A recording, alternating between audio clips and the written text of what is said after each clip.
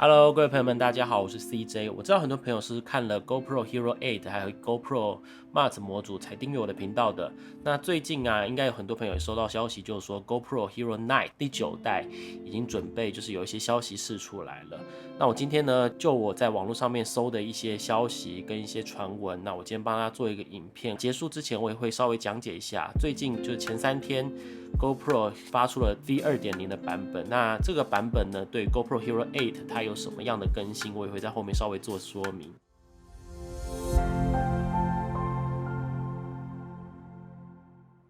好，那我们现在进入主题。这次 GoPro Hero 9它的传闻消息啊，可以看到就是它这个机型啊，它的前端增加了一个比较稍微大一点点的萤幕，它是一个彩色的萤幕。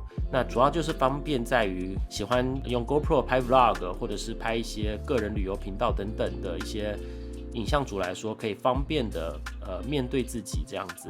原本的 GoPro Hero 8的电源啊，跟它的 USB-C 的插孔其实是分两边不同的面这样子。那它GoPro Hero 9的渲染图显示出是摆在同一个位置。那这样是不是也意味着说，过去曾经买 GoPro Hero 8的 Mark 模组，可能就是没有办法在 GoPro Hero 9做一个相容性，说不定就不适用于这个机型上面。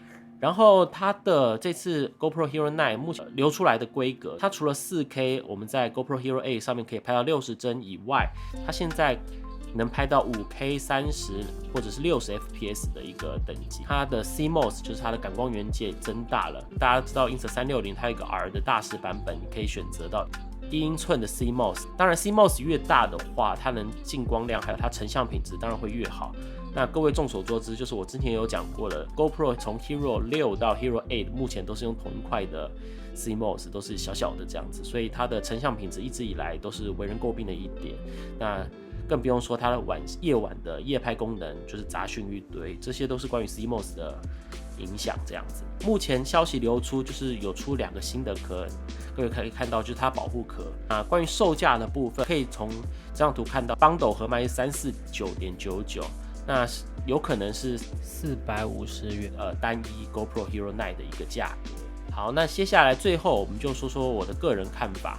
那与 GoPro Hero 8相比，当然成像品质是有提升的。那它的1英寸的感光元件是不知道能不能就是有好的表现这样子。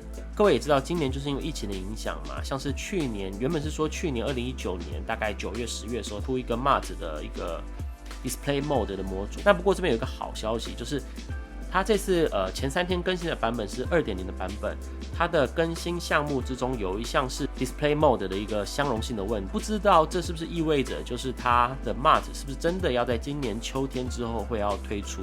那毕竟延了1年，这个我们也是非常期望啦。继续讲到它这次更新2.0的版本，它在 Hero 8的上面，除了一些小问题之外，最重要的一点就是更新了 HyperSmooth 2.0的功能。